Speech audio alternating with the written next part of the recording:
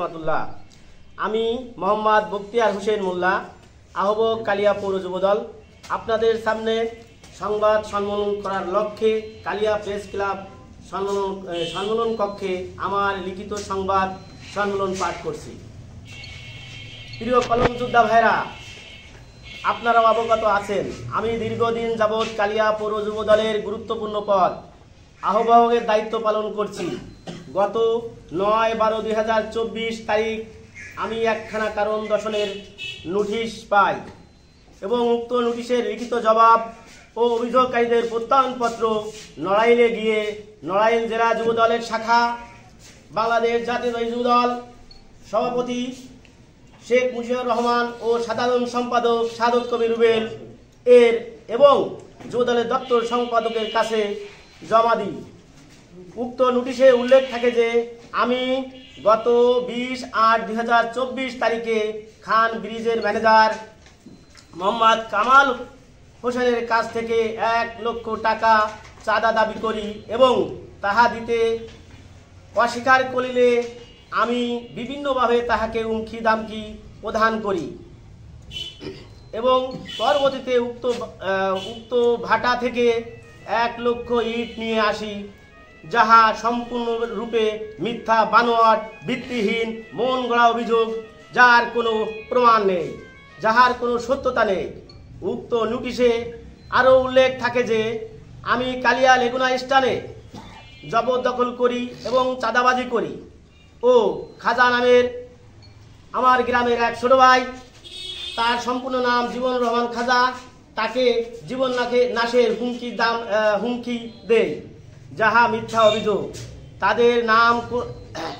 যাদের নাম করে এই অভিযোগ দাখিল করা হয়েছে তারা নিজেরাও জানে না কিভাবে কখন উক্ত অভিযোগ জমা হয়েছে।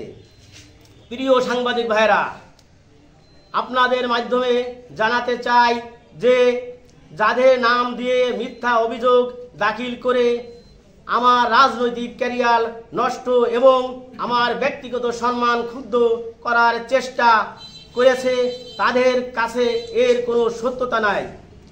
আমি আপনাদের কাছে জানতে চাই,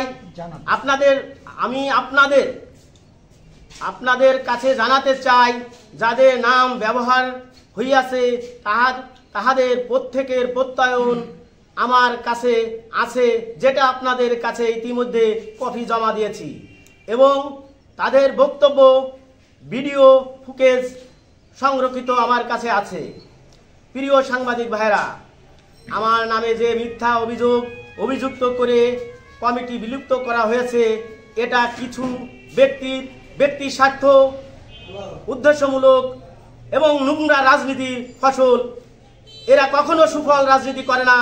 এদের সর্বক্ষণিক মিথ্যা ও জালিয়াতির মাধ্যমে এরা রাজনীতি হাসিল করতে চায়।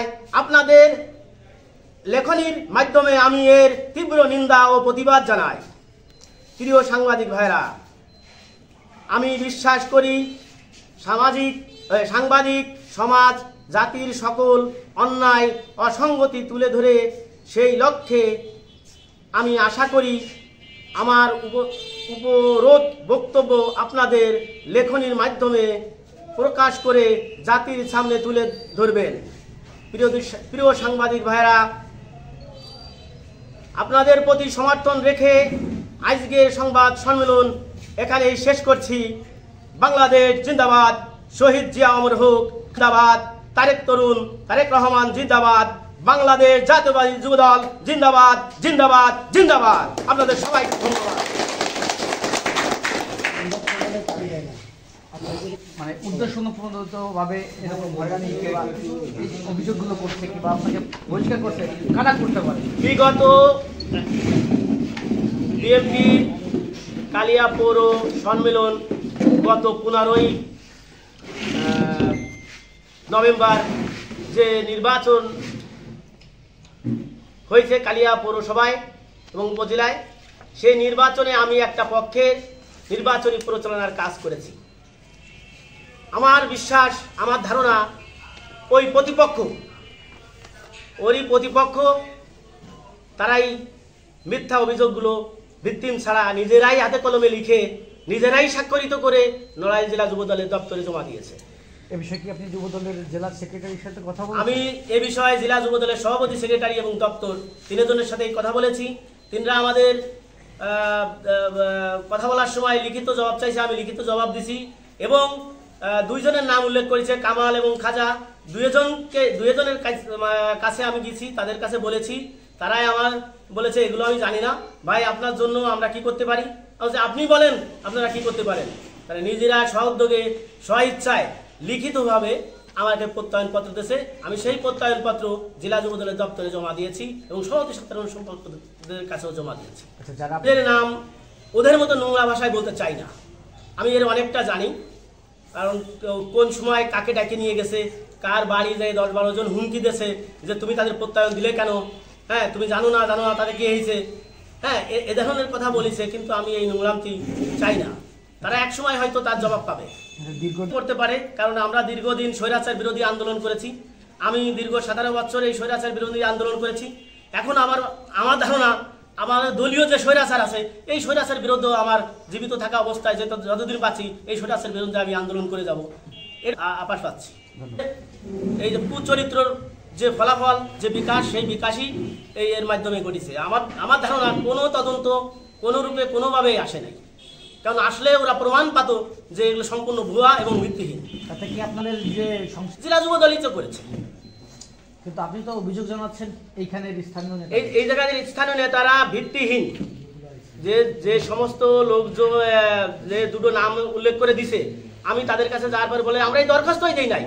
তাহলে জেলা যুবদলের দপ্তরের সম্পাদকের হোয়াটসঅ্যাপের মাধ্যমে একটা মেসেজ দিয়ে একটা কাগজ লিখিত দিল, কার সই না, কে করেছে, এটা কোনো যাচাই বাছাই না করেই তারা এরকম একটা পদক্ষেপ নিতে পারে।